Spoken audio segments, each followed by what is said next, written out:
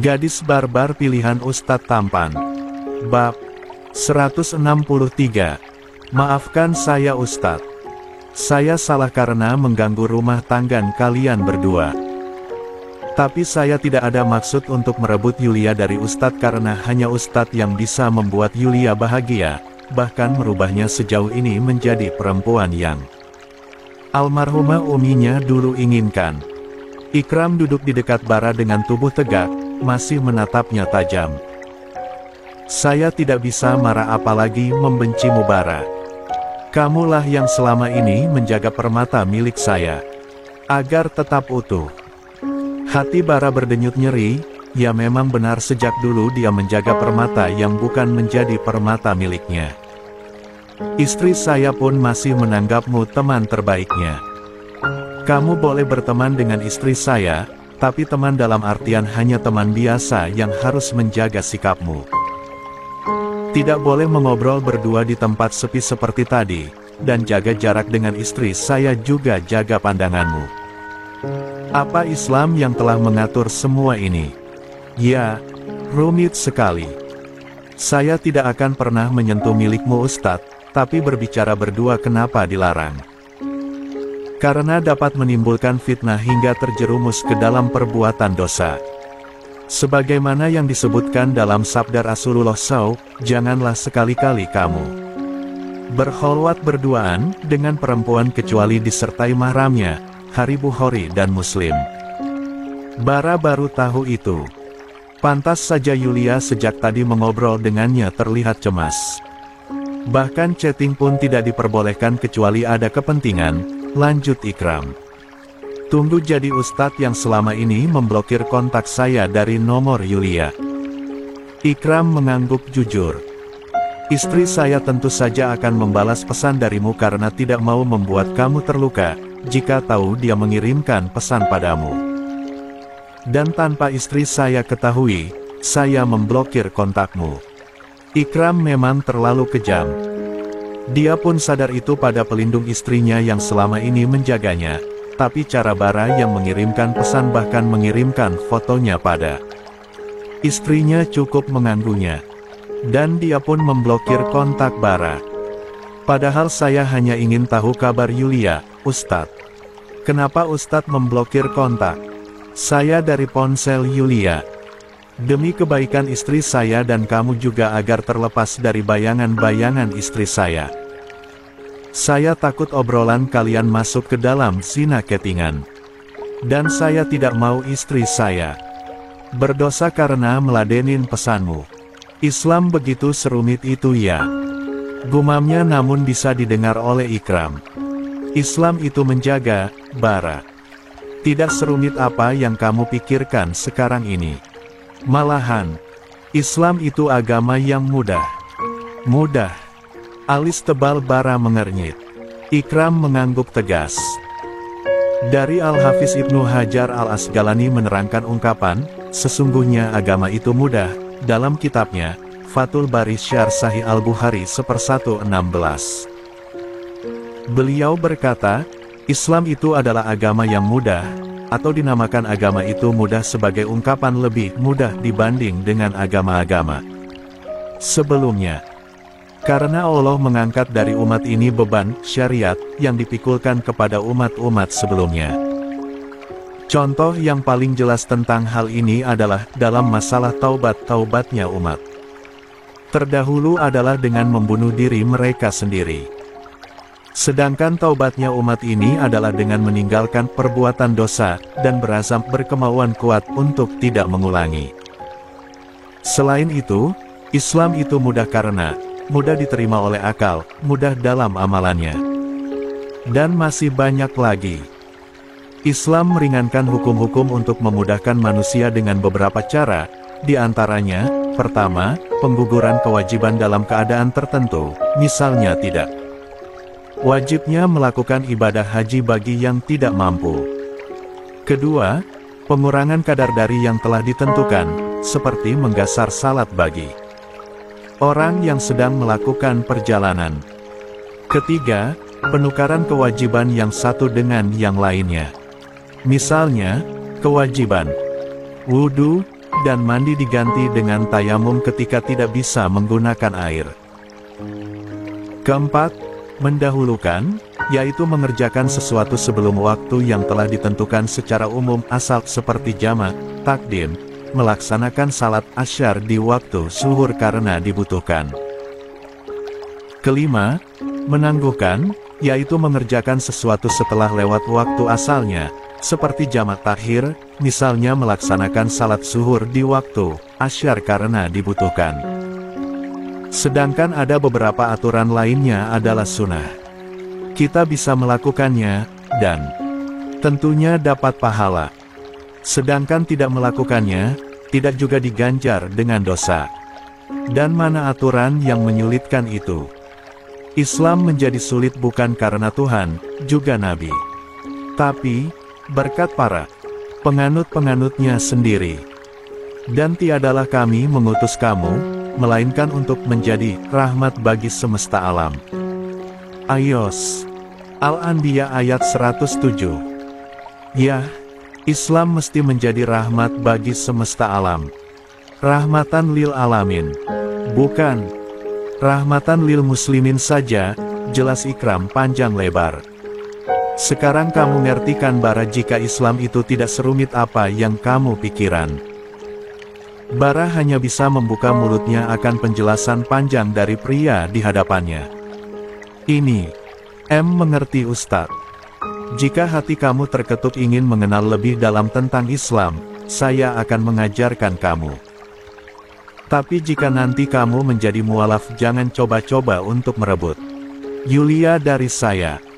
Bara menelan ludah, belum apa-apa dirinya sudah diancam seperti ini.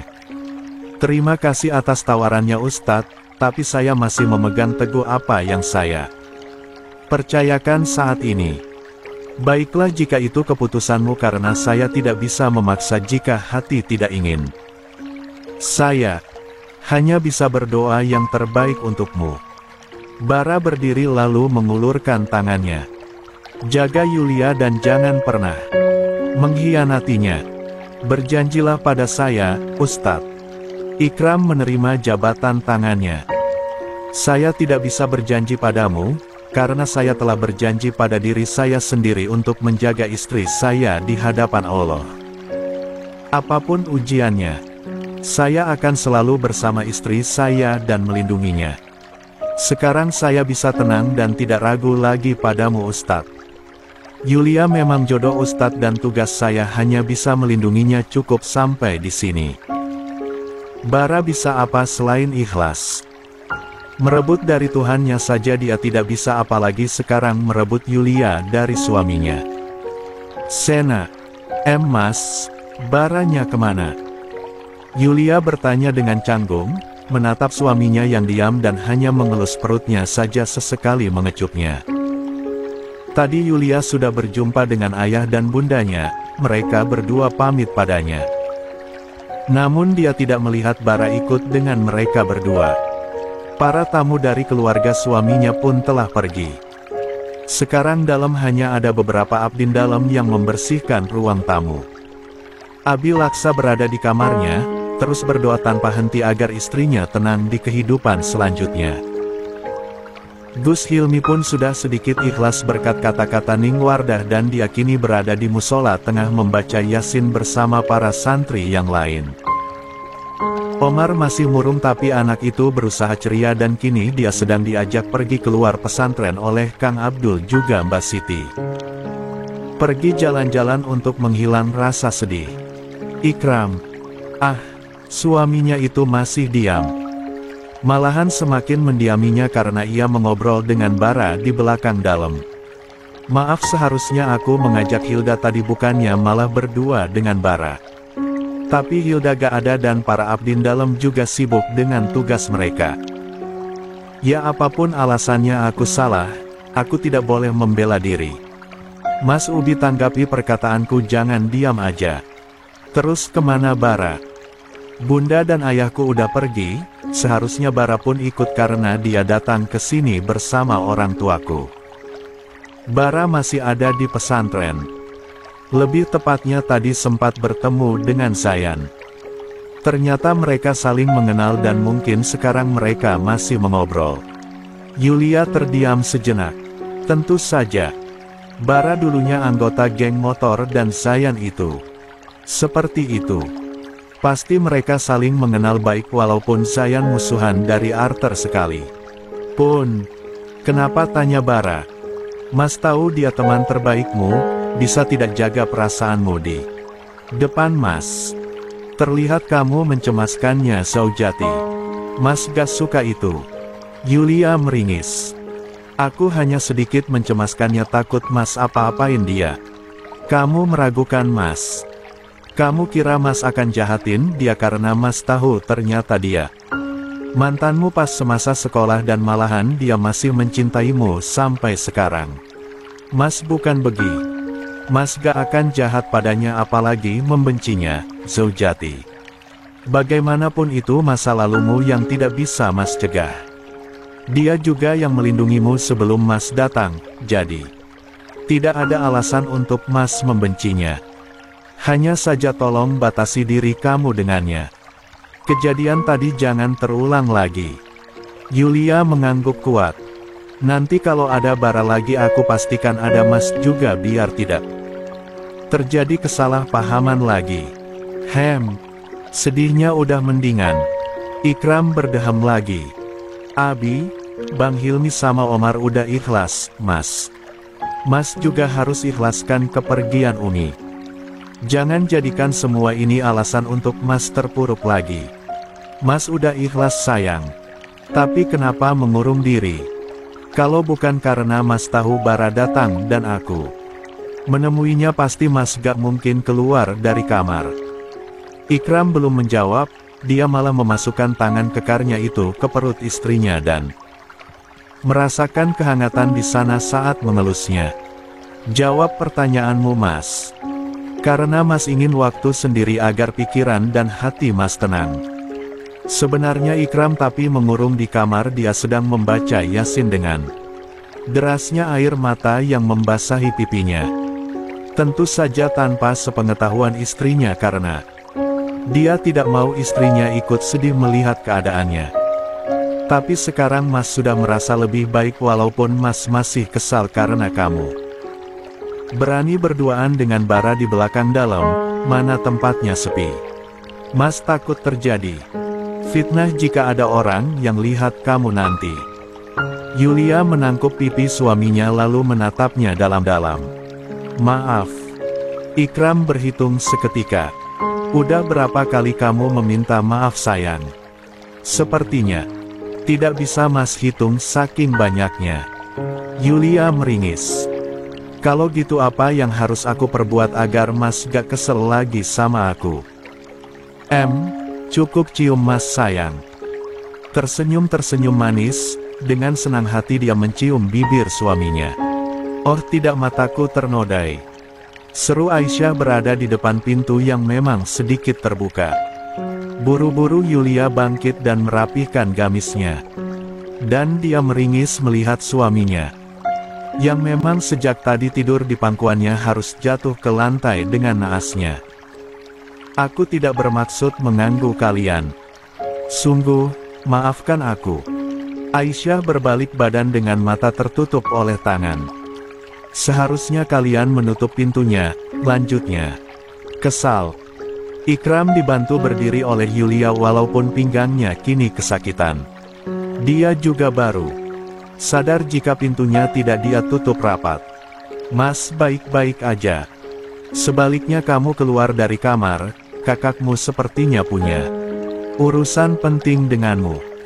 Yulia mengangguk, masih meringis saat melihat jalan suaminya yang harus membungkuk. Kakak Aisyah kapan datang? Ucapnya canggung, kini dia menutup pintu kamarnya. Rapat-rapat. Aisyah berbalik lalu menelisik menatap adiknya. Kamu ini ceroboh. Untung hanya kakak yang lihat, kalau orang lain gimana?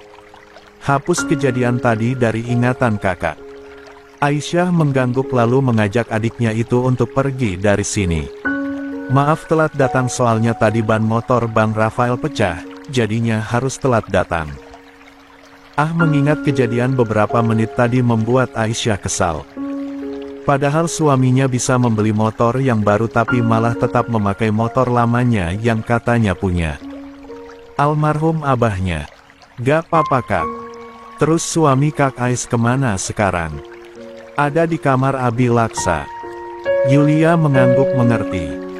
Mereka keluar dari dalam yang terlihat sepi, hanya ada para abdin dalam juga para santri yang masih membersihkan halaman. Jangan sedih walaupun kamu kehilangan ibu mertuamu, Yulia. Lihatlah kantung matamu dan bibirmu yang pucat itu. Kamu lagi hamil besar, harus kuat akan semua ini demi janimu. Iya kak.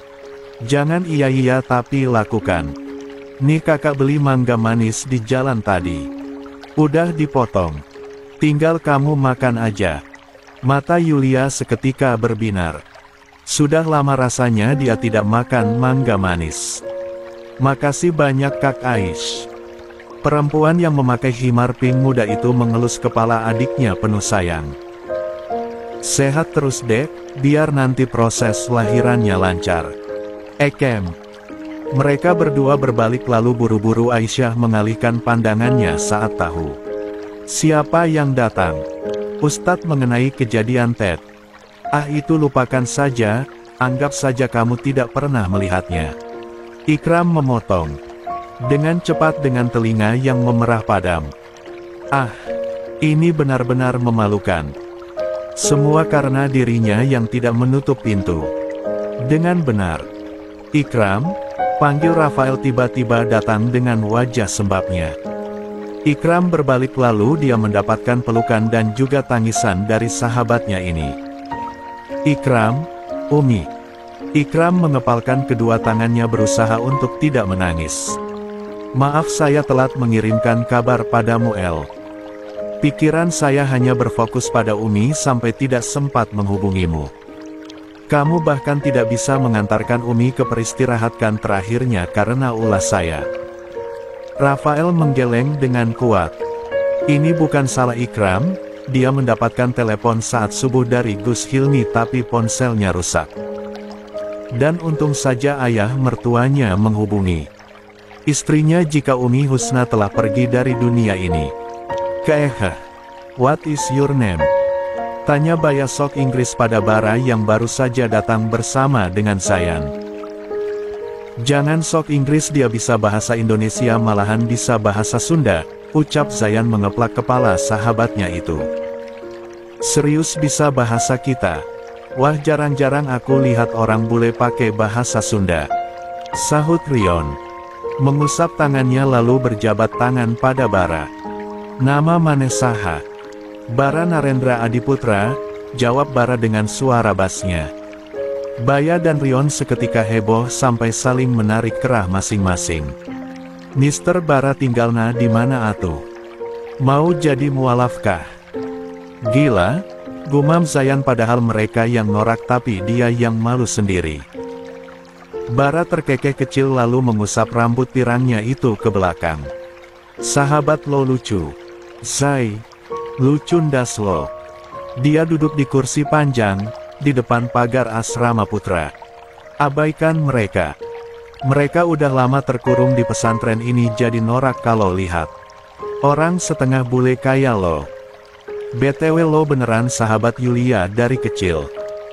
Bara mengangguk, ikut duduk di samping Zayan yang menurutnya sedikit pangling. Zayan yang Bara kenali dulu itu ketua geng motor di wilayah Jakarta Timur. Penampilannya pun seperti berandalan tapi sekarang begitu rapi dan wajahnya pun bersih, tidak penuh dengan luka. Jujur aja pas di belakang dalam tadi gue dengerin pembicaraan lo sama Yulia dan juga saat bersama Ustadz Ikram. Gue bukannya sengaja tapi gak sengaja. Zayan meremas pundak Bara yang sialnya jika disandingi dia kalah tampan dari lelaki keturunan Asia ini. Lo harus sabar karena walaupun lo mencintai Yulia lo mustahil memilikinya. Jujur aja bohong kalau gue gak pernah punya perasaan pada istri Ustadz Ikram. Gue pernah menyukainya karena dia yang selalu menyadarkan gue apa arti kehidupan, tapi Setelah tahu Yulia udah punya suami apalagi suaminya spek Ustadz Ikram, gue mundur. Baya dan Rion yang mendengar ungkapan dari Zayan nampak terkejut, walaupun sebenarnya mereka juga pernah berpikir jika dulu Zayan pernah menyukai Yulia. Gak semua cinta harus memiliki, dan gue akan mencoba cinta tanpa memiliki kaya. Gimana? Sahut Bara. Rasanya sakit, mendingan move on karena dengan cara itu kita bisa melupakan sosok di hati kita, ujar Baya padahal dia sendiri tidak bisa melupakan Najwa di hatinya walaupun sudah ditolak. Cek jangan pikirkan tentang cinta. Jodoh itu sudah ditentukan oleh Allah. Mendingan kita nikmati masa muda daripada terluka karena cinta, ucap Rion dibalas anggukan setuju dari mereka. BTW namaku Baya dan ini Rion. Bara menjabat tangan dengan kedua sahabat Zayan. Alhamdulillah udah azan zuhur, ayo sebaiknya kita salat, ajak Zayan berdiri lalu memperbaiki sarungnya. Bara diam masih duduk di tempatnya. Kalian aja. Kenapa? Mister Bara maksud kamu lagi halangan. Zayan mengeplak dahi Baya yang bicara seenaknya. Dia cowok bukan cewek, mana bisa-bisa palang merah. Gue gak bisa salat karena gue Kristen, jawab Bara tersenyum tipis, menatap sepatu hitam yang dia kenakan. Kalian pergi aja. Taksi online yang gue pesen bentar lagi datang. Zayan, Baya dan Rion saling pandang. Mereka terkejut, mereka kira Bara Islam tapi ternyata bukan. Semakin sadar saat menatap kalung Rosayo di lehernya. Wah, salam toleransi bro, ucap Zayan berjabat tangan ala pria. Walaupun kita beda kepercayaan kamu udah masuk jadi temanku, Mister Bara. Kalau ada apa-apa kamu bisa datang ke sini, ucap Baya juga ikut berjabat tangan ala pria. Cek lo kenapa sebut Bara Mister? Terserah aku dong say. Bara mirip orang bule jadi disebutnya Mister. Zayan memutar bola matanya malas. Gue pamit sekarang aja deh soalnya taksinya ternyata udah ada di depan gerbang, ucap Bara memperlihatkan aplikasi Gojeknya. Thanks semuanya.